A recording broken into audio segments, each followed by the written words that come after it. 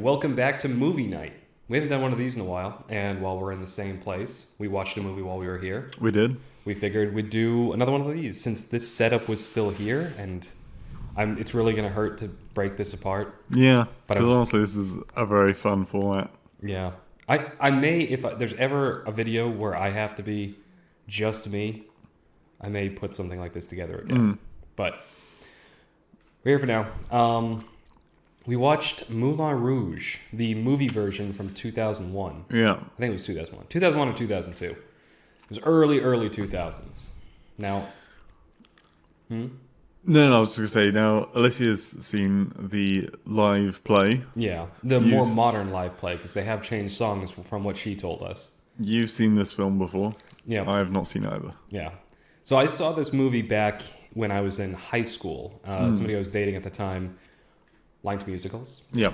Very much liked this movie and showed it to me. And to be fair, this was the first musical outside of like Disney musicals that I actually was like, oh, I actually really like this. But before we get into like some of the plot details, you want to start off. What are your thoughts and impressions? Just what did you think of the movie? Like it? Dislike it?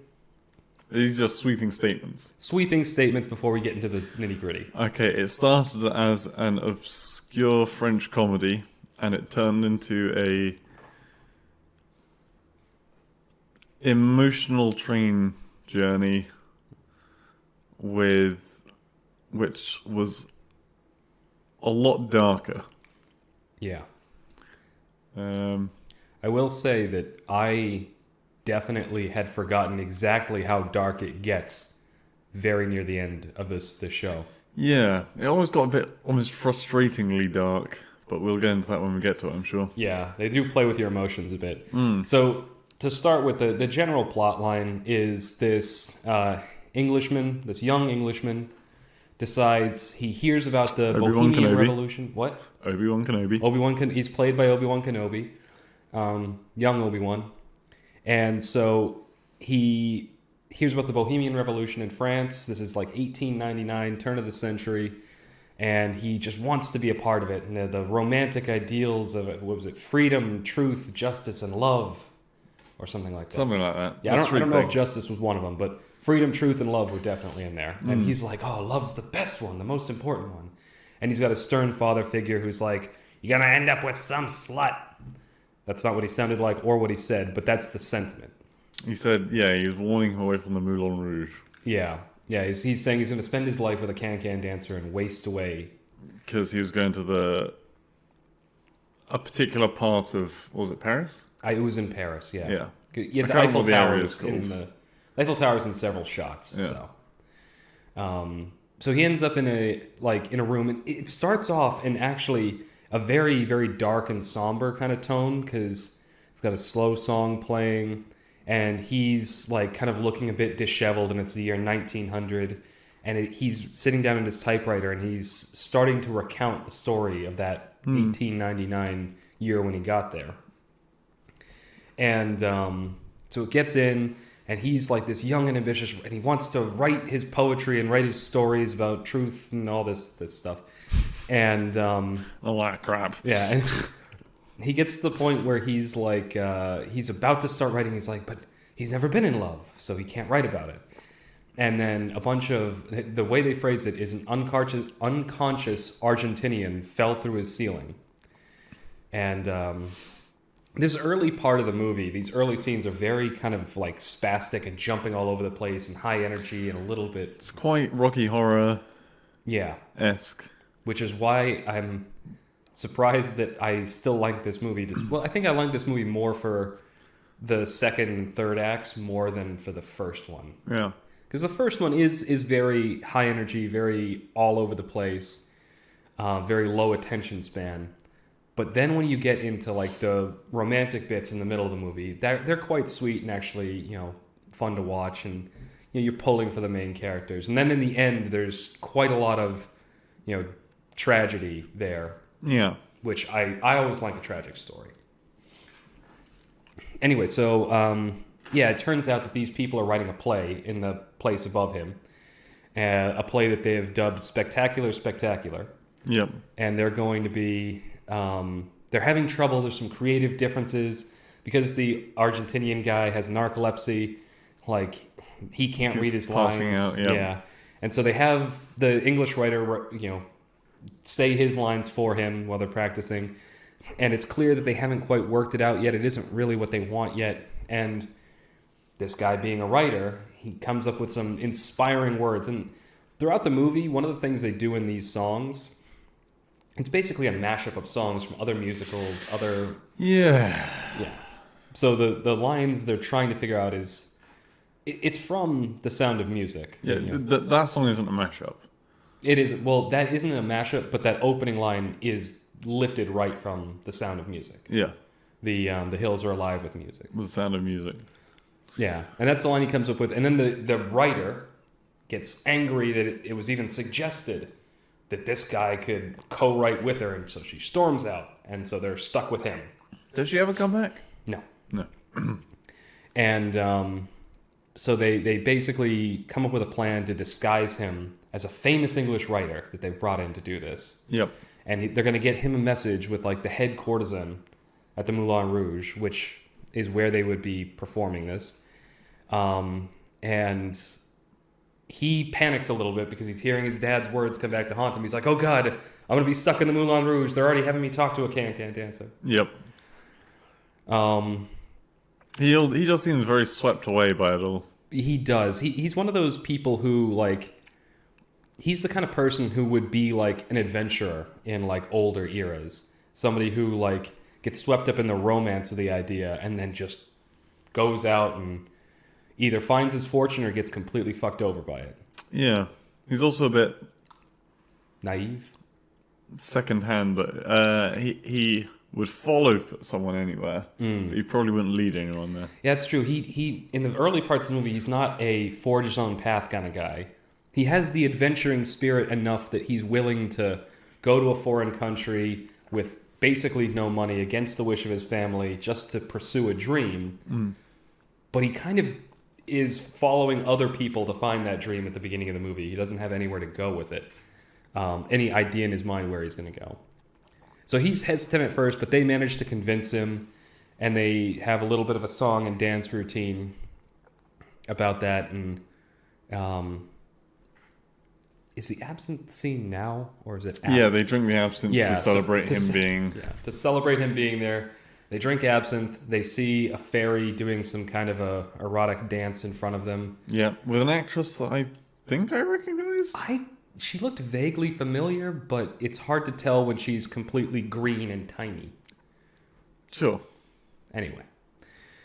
But, so the next day, they execute their plan. But as it turns out, the head guy at the Moulin Rouge, the guy that owns it, Ziegler, I think his name is.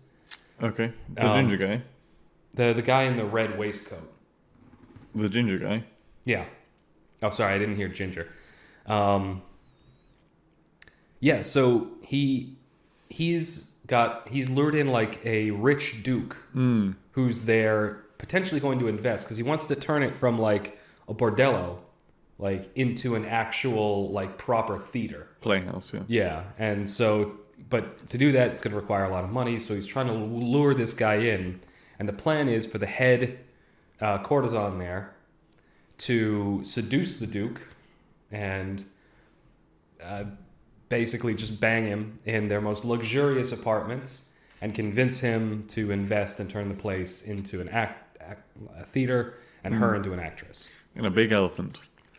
The suite is actually inside a giant elephant. That is correct. Not a real elephant, like a ceramic building version of one that they've created like a suite inside of, which actually looked kind of cool. Yeah, I mean, it's alarming how easy it is to break into it, but yeah, it's cool. That is true. People do tend to, throughout this entire scene.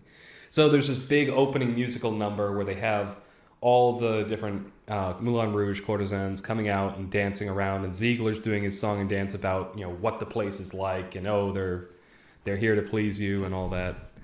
How much actual stereotypical can-canning happened?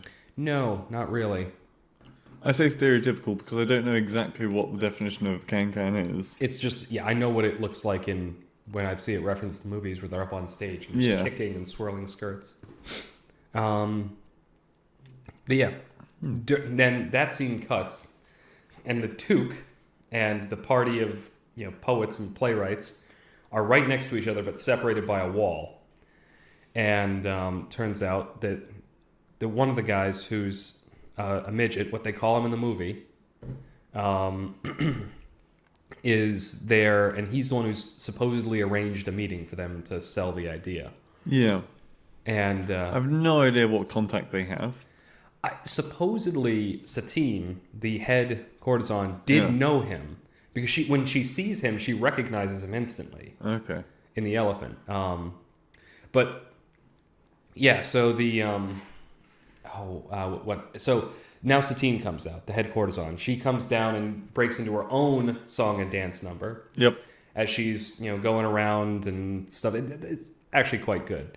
And during that, Ziegler goes out to her, and they kind of descend into a wall of other dancers so they can have a private conversation. And he tells her like who she's supposed to be looking at. And so because they're so close to each other, he's like, oh, it's the person that, and he sees over there that the midget is shaking, like he's gone over and he's spilled a drink on the Duke. And he's trying to like wipe him off with a handkerchief. He's like, oh, it's the guy, what's his name is shaking a handkerchief at. And then by the time she spins around, he's run back over to borrow the Englishman's handkerchief. Yeah. And so she sees him. And so it keeps going like that. Oh, are you comedy sure? of errors, yes. Yeah. And so she believes that the Duke is the young English writer whose name, for some reason, I cannot remember. I keep wanting to call him Obi-Wan. But, yeah. I can't remember his name either. Yeah, well, I'm really bad with names. Yeah. I'm not that good with them either. Strange, the ones I do. The writer. Yeah, the writer. The Englishman, the writer, that's who we're talking about. So it gets to the end of her performance, and she goes over to him, and she's like, "Oh, sorry, it's lady's choice, and I choose him." And so he's thinking, "Oh, this is how the meeting starts." And the Duke is still dealing with the guy who spilled a drink on him and doesn't really notice this happening. Oh, and he thinks he's there to talk to her about poetry. Yeah. He thinks he's there to read her poetry and show the quality of his writing, to sell what the potential quality of this play is going to be. And she thinks he's the Duke, and she's supposed to be up there seducing him. Yep. Cue a whole bunch of very misunderstood and awkward things happening in this elephant where she's trying to make things more sexual and he's trying to tone things down and just read the damn poem. Yep. And it eventually culminates in a moment where he actually just says fuck it and bolts out in song like the first few lines from a poet or from a song from the play that they're writing or what have you. Yeah. And this musical sequence is really good. I didn't know Obi-Wan Kenobi could sing that well. I imagine there was a lot of audio adjustment. There probably was. But yeah, it is quite good. The one good time where that particular song was sung during the whole film, because it gets repeated a lot. It does. It does a bit. Yeah. Or bits from it. Snippets from it, yeah. And so she ends up actually falling for him, and then at the end of the song sequence she's just like, oh, I can't believe I've fallen in love with a rich, powerful Duke or something like that, and he's like, I'm not a Duke. Excuse me. And then that's when it's kind of revealed what's happening there, and the rest of the play team no, they don't charge in yet. It's revealed what's happening there, and that's when the door opens. Yep. And Ziegler's right outside with the Duke and the Duke's bodyguard, and cue another series of awkward... Well, no, he hides first. He hides, but that's what is seen when the doors open. That's why he hides. Because they're right outside the door. And so, again, cue another series of very awkward things as he tries to get out of the room, and she tries to distract the Duke, and then... she eventually finds some excuse to kick the Duke out because, she's inspired. She needs to wait or something like that. There's some contrived reason. It's all very awkward and silly still at this point. They want to make a she wants to make a play. Yeah. Yeah, no, he's inspired her. So they have to wait until she's ready or something like that. And so he leaves, and then... they start making out on the bed. They don't start making out in the bed. What happens is the English writer and her are having an argument, and that's when because she has some kind of a sickness. It's established early on. She's like anemic. Oh, yeah. At first it's played off like it's some kind of anemia or something like that. Probably because the corset being on was like crushing the air out of her. Yeah, she did have a tight corset being put on. Mm-hmm. Anyway, so she faints, and then he's trying to like move her around and get her onto the bed. And that's when the Duke comes back into the room. Yep. He's like, oh, I forgot my hat. And and then he's like, oh, is this what you meant by you needed to do something with inspiration? And she's like, oh, no, this is our new writer for the play. And he's like, you really expect me to believe that? And then that's when like the rest of the playwrights charge in. Yep. They all charge in and immediately start setting things up and like, talking about the play. And the one guy's tuning the piano and the Duke's like, really, if this was an emergency rehearsal, where's Ziegler? And that's right when Ziegler comes in. Yeah. Because he notices that all this is happening from a distance. He's spying on the elephant. And then there's, again, QA, kind of a wink between the Satine and Ziegler, like, oh, he's going to invest. He likes this emergency rehearsal. And then they have to sing to him about the play. Yeah, which is a fun... little... Again, this is another one of those high-energy, low-attention span scenes. Yeah. Where it's a whole bunch of jumping and rapid singing and quick transitions. But in this scene, they essentially make up the plot for the play. Yeah, which is basically Aladdin. Yeah. It's basically Aladdin, and it's basically what is sort of happening to them in that moment. But in India. A Maharaja is trying to steal away this princess. Which I didn't think they needed, because like he left her in the room with the elephant, and so she could have just been like, well, we were in this room, so we were practicing in this room. Yeah. But no. Anyway, yeah, it's, again, there's...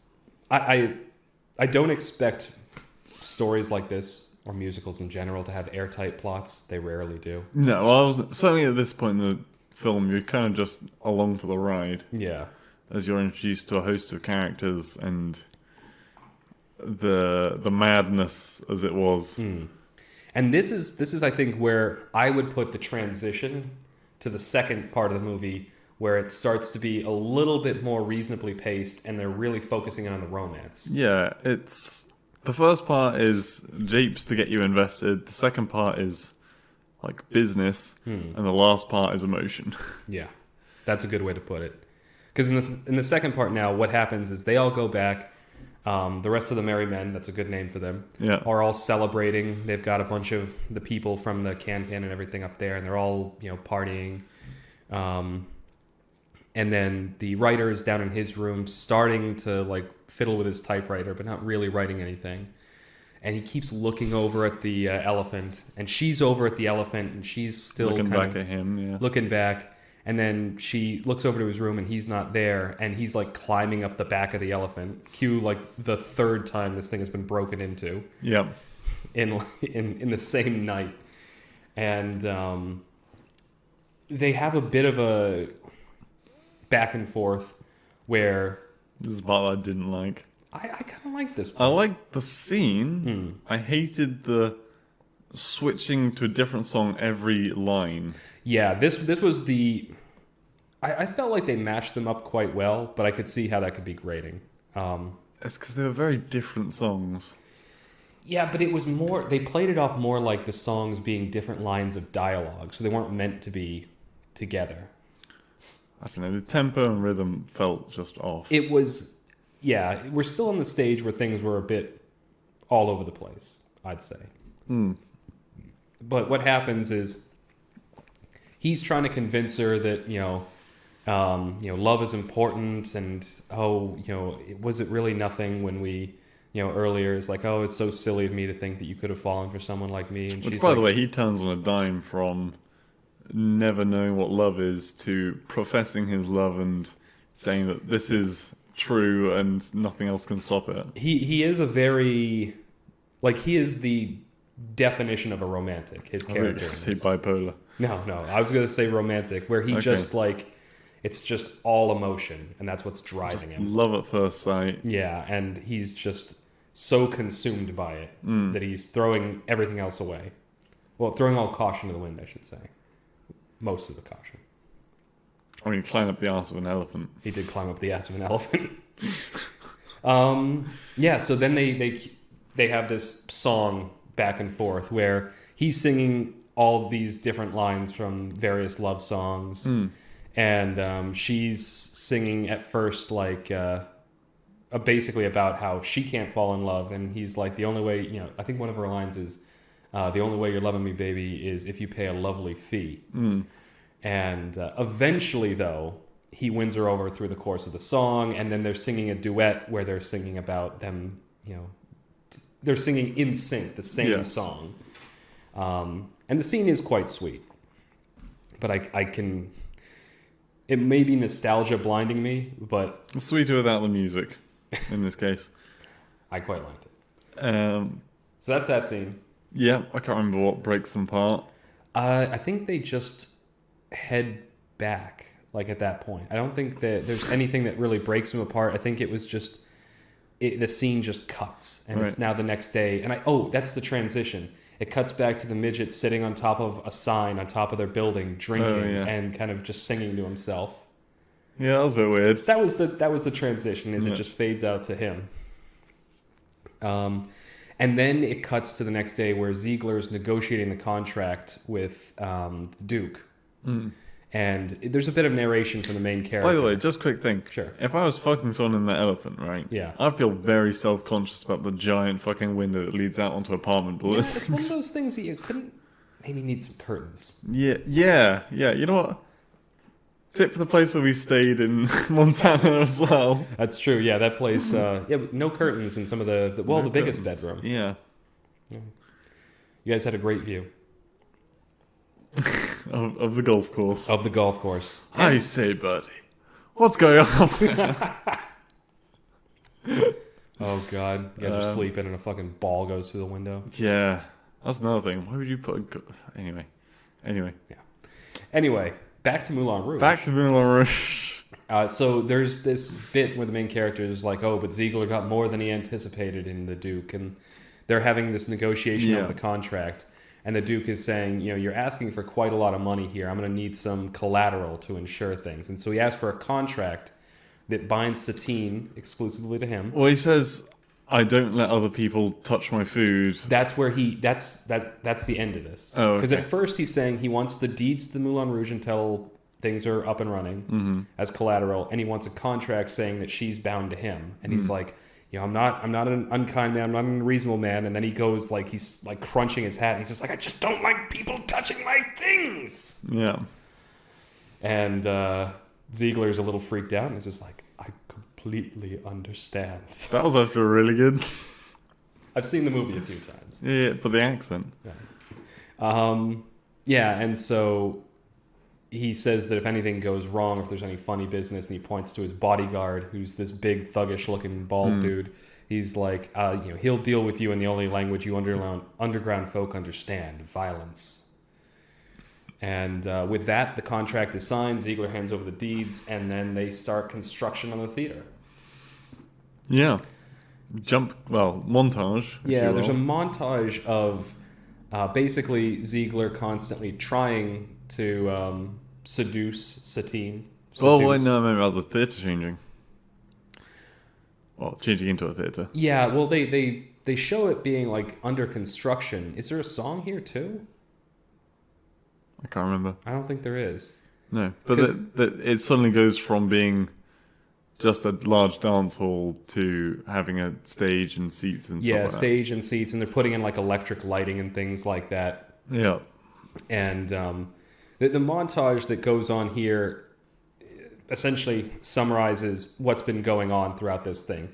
Ziegler tries more and more to try and like sleep with Satine. Yep. And she finds more and more ways to avoid him. Yep, exactly. And he's to his credit, he isn't just like bang me now. He's like, oh, we're going to dinner, we're going on a picnic, he's putting some effort in, even though he technically, in his mind, owns her. He's not a good person, but he's also... Well, the only thing really stopping her from just being like, look, I'm not going to be with you, is the fact that he essentially owns the deeds to the entire Moulin Rouge. She could, in theory, walk away, but then she fucks over Ziegler, she fucks herself over, and she fucks the writer and everyone else over. Yeah. And that's what's stopping her from doing it. But yeah, and of course, the Duke always finds her and the writer together, but the reason they're together, oh no, we're rehearsing, we're practicing our lines, can't do this. And this goes on for quite a while. Until I think they're near the end of everything, and I don't know if I think there's another musical number in here somewhere, but I think it gets to the point where I can't remember if the reveal of the movie's plot happens before or after. No, I know what this is. The part of the movie I always forget. Sorry. Okay. It does happen. They're watching the play and watching the ending, and one of the other courtesans, who's say a bit envious, a bit jealous, bit of a bitch, comes over and leans into the Duke's ears, and she's like, "This ending's stupid. Why would the courtesan go with the penniless writer? I mean, the penniless sitar player. Oops." Like, she just basically reveals that the plot is, hey, they're sleeping together behind your back and she doesn't love you. Yeah. And at which point he insists on the ending being changed. The writer gets angry and blurts out, she doesn't love you. And Satine kind of rescues it all by... appeasing the Duke. Appeasing him, exactly. I think I did skip the there's one other scene before this where he's demanding that, no, she has to come tonight. And the writer also wants her to come that night. But she falls ill, and this is where it's revealed that she has consumption. But Ziegler insists that she isn't told. Right. But because she's sick that whole night, she never gets to go to Ziegler, and she never gets to go to the writer. So they're both angry. Yeah, the theatre owner knows that she is going to die soon. He does, yeah. But he doesn't want her told. No. And he goes to appease Ziegler by doing a very awkward song and dance, the song Like a Virgin. Yeah. And which is just weird, but kind of funny. Kind of funny, yeah. Which starts off as kind of a light-hearted, jokey song, and then halfway through it switches to the Duke taking the lead, and it becomes a lot more sinister. It does. It gets a lot more... and that's really the beginning of the emotional, sinister ending. It does. Yeah, this is where things start to... I think that's a good point. That's where the transition happens, to where things get a little bit darker. And there is one more song here in between the thing where the girl reveals the relationship and everything. And that's the morning after Satine goes to see the writer. And he's like, oh, where were you last night? And she's like, oh, I told you I was sick. And he's like, you don't have to lie to me. Please don't lie to me. And then they have this whole song and dance. And I don't remember what the song actually is. But essentially, it's her saying, no, we got to break this off. We got to end this. And him saying, no, we don't. We can, we'll make up a song that, whenever we sing it, it'll mean, that... We're thinking of the other person. Yeah, and it was Come What May. That's the song. And so that line from that song is reused a few times, just whenever they have like a tense moment, and it kind of calms it down.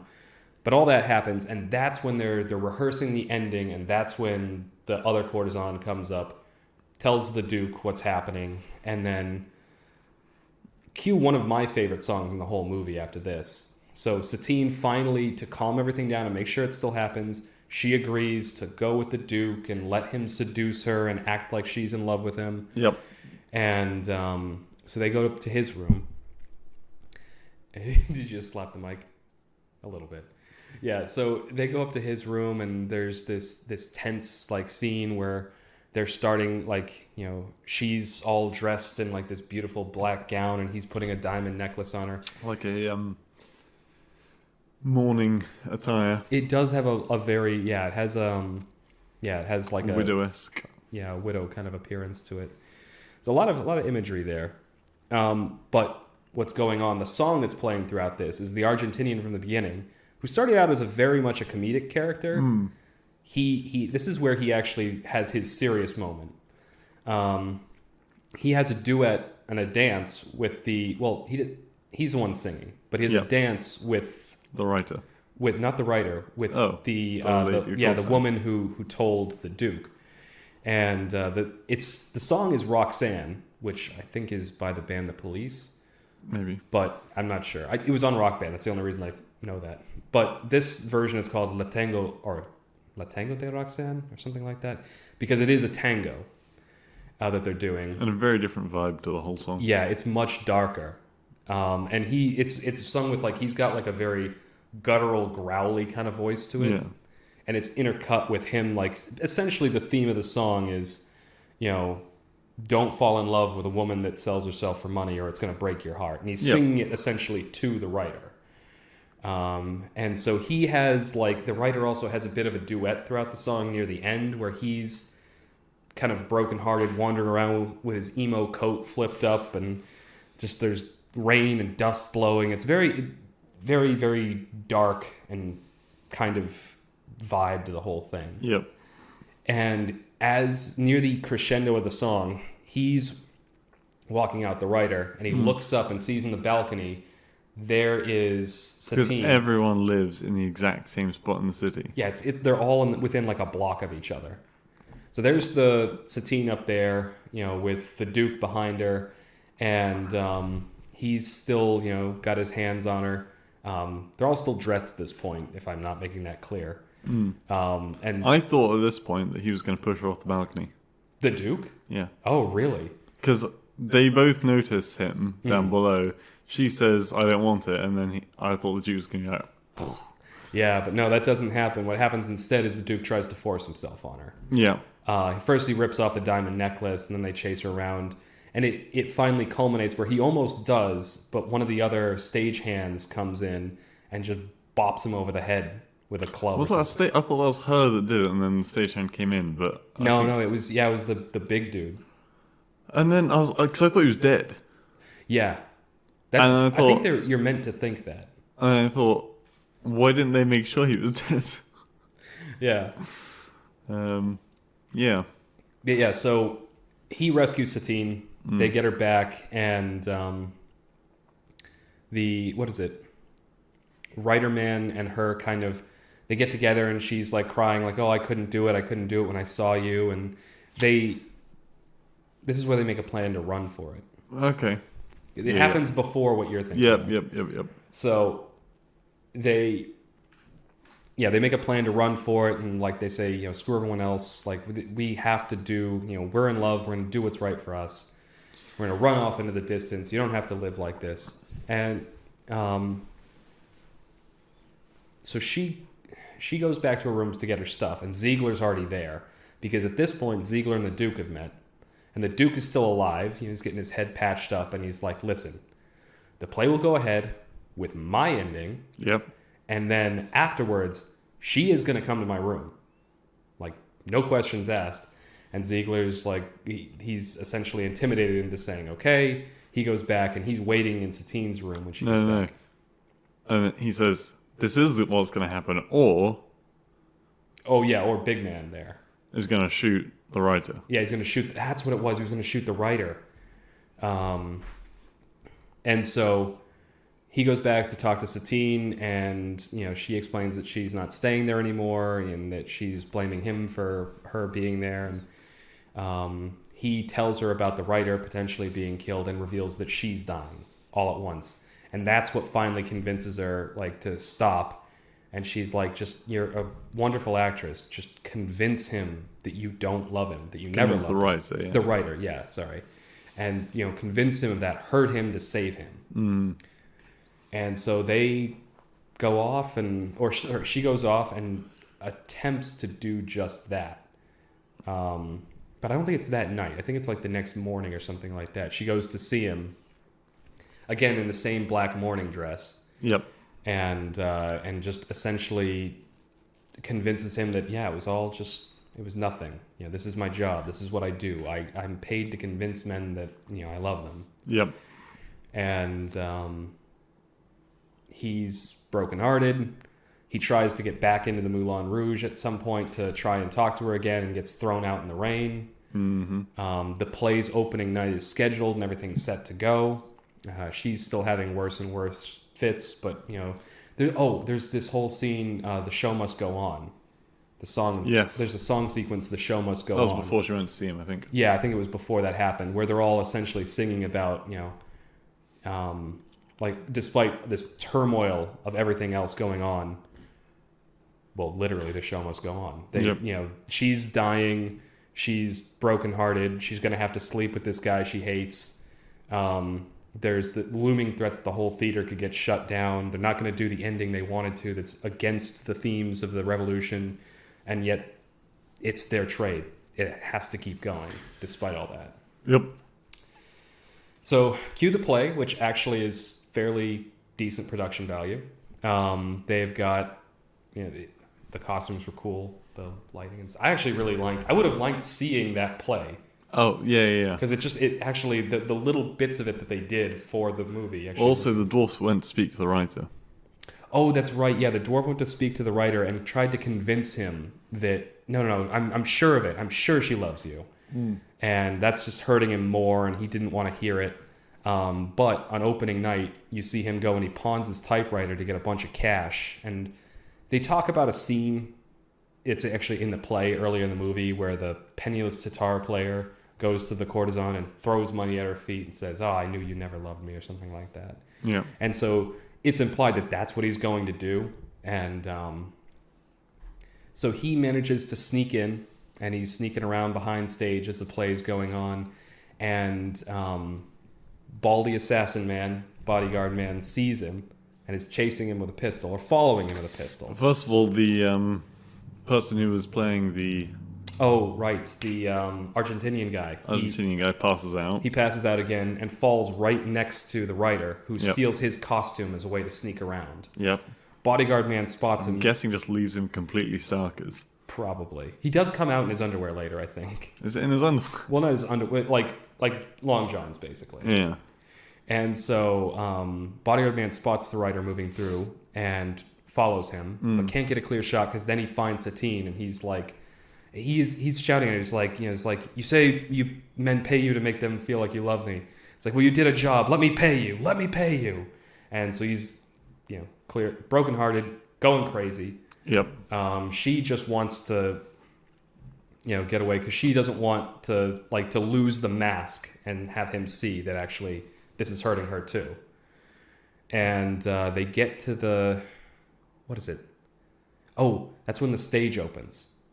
Like, they end up in this one spot. She faints, and that's right when the stage doors open. Yeah. And she was supposed to be coming out there to go to the Maharaja in this scene. And, of course, Baldy Man, who was about to shoot him, immediately pulls back because they would have seen it on stage. And the cast and crew have to improvise things a little bit. And Ziegler does some line about, like, you've shaved your beard, but you are clearly still the same penniless sitar player. And writer boy does exactly what he came there to do, throws the money at her feet, and just goes walking off the stage and out of the theater. Yep. And Ziegler, trying to keep the play going, just is like, you see, he never loved you. See how he flees the kingdom. And then she fucks it up. Yeah. Yep. She decides, no, I can't have this. I can't live with this. And so she starts to sing the Come What May song. And then he hesitates at first, and then turns around and returns it to a duet, and they start singing it together. Yep. And this is where, and then they eventually do the actual end of the play, essentially. And this is where the bodyguard is still trying to move through the cast and through the crowd. And to shoot him on stage, in the middle of the stage. Yeah, he was trying to shoot at him kind of clandestinely. He was moving through the band with a tambourine, which I thought was kind of funny. Yeah. I was like, honestly, an odd time to add in a bit of comedy because there hadn't been comedy for or since for a very long time. No, it was like just one final joke. It wasn't exactly jarring, but I do feel like it was a bit out of place. Yeah. Considering, or maybe it was just to give you one last emotional up before, bam, back down again. Because what happens is eventually the gun gets flying out into the crowd. Ziegler gets it, but... Oh, sorry, not Ziegler. The Duke gets it. The Duke gets it. And he goes running up like he's going to shoot him himself. A room full of people. Yeah. And there's a guy running down the room with a gun, and they're like... Yeah, whatever. It's part of the show, right? It's one of the audience members, and they're using a tool that was not invented at the time of the play. Fair. Actually, that's kind of a good point. This was supposed to be in ancient India. Yeah. But anyway, I think Ziegler punches him in the face, and that's what stops him. Yeah. And curtains fall, everyone cheers, and as the curtains fall, Satine faints, and this is her, like, death throw. And that's where I thought she'd been shot. I couldn't, when we were watching it, I couldn't remember if she got shot in the end, or if... It wouldn't have mattered either way. I mean, she was about to die, but... Yeah, so it was like they have this moment of triumph. He's like, oh, she does love me. I finally have her. And then she's gone. Yep. And like her last words to him are something along the lines of, don't forget me, write down her story or something like that. Mm-hmm.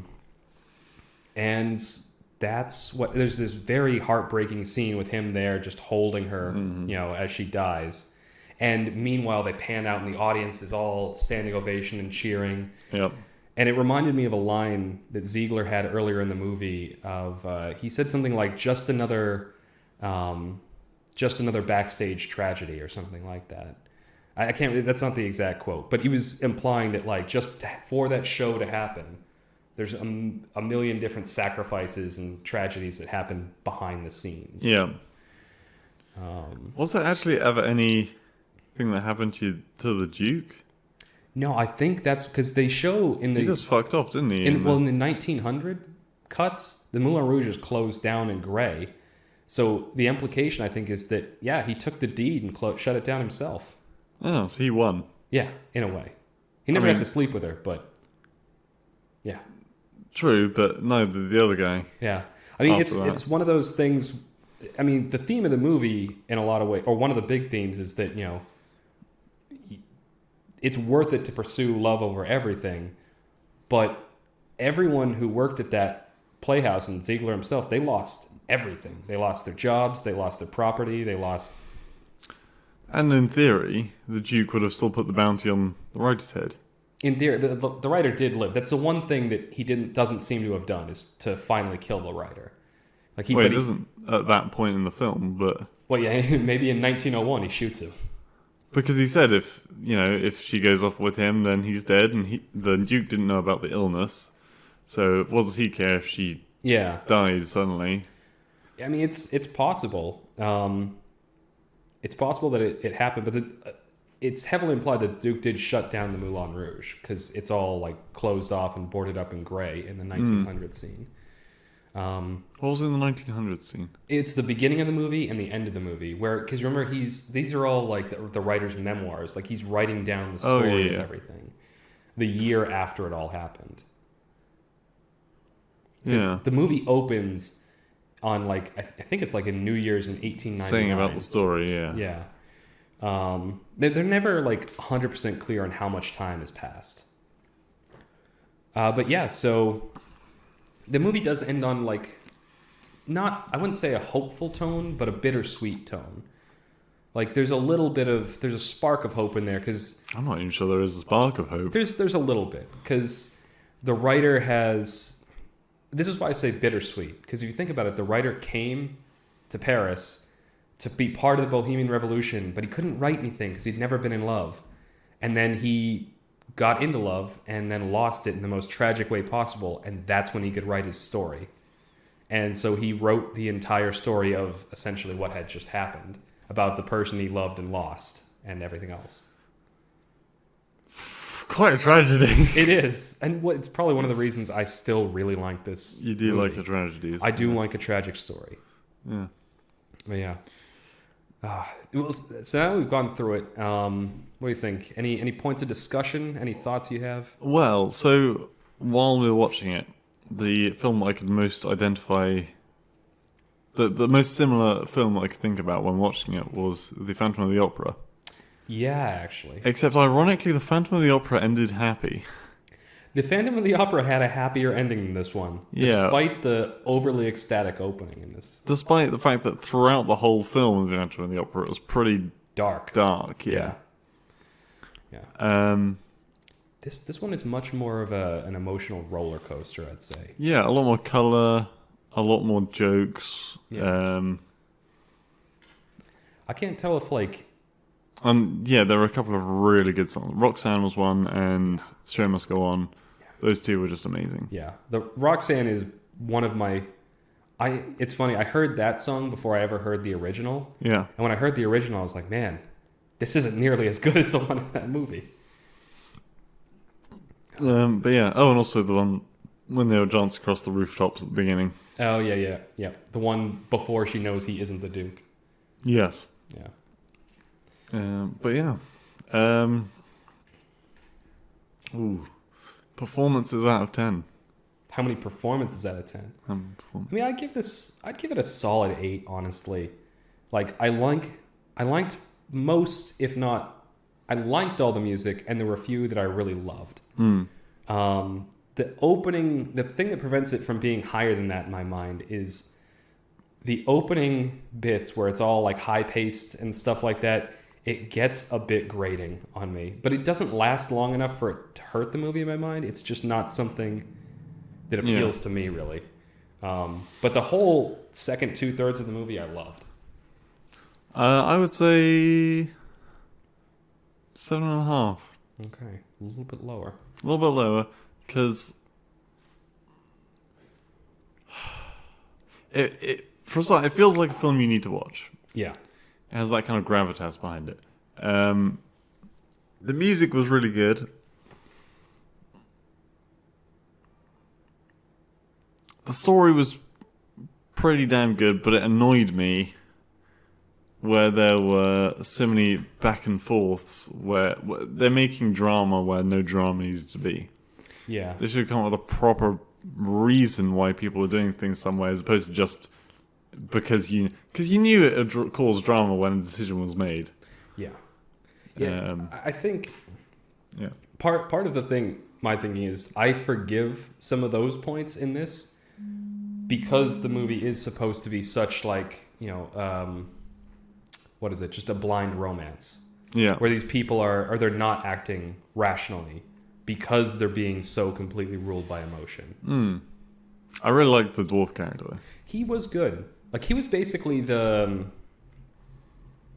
what's the phrase? There's some, like... He was an eccentric Cupid. Yeah, exactly. He was there to kind of, like, be... He was a supporting character for almost everyone else in the movie. Yeah. Like, he was the connecting force between almost everything else that was He was the baboon in The Lion King. He was Rafiki? Rafiki. He hits the writer on the head with the stick and tells him, look at the stars. That's when he went to it. He's like, she does love you. Yeah, okay, I can see it. A Santizana squash banana. Oh, God. That is an amazing comparison. I'm not going to be able to unsee that. All right. Well, that's pretty good. So 7.5 and 8. I was glad to watch it again the whole way through. I've kind of had it on in the background before, like in recent times, because it's a movie I've seen before, and just listening to the music is nice. Yeah, this is the first time I've really watched it the whole way through in years. So. Recommend. But yeah, this is going to be the end of whatever episode of Movie Night this is. You've really dropped the ball on episodes. So normally when we film these things, I have my notebook in front of me, and I have notes, and I have usually pages of notes on the movie. Yeah, okay, so Blue's pointing out that on our monitor here... Literally Notepad is up on the screen. And it just says Moulin Rouge, and the rest of it is blank. Yeah. We're professionals here, folks. Oh, yeah. All right, this is going to be the end. Thanks for watching, and hopefully you'll tune in again soon.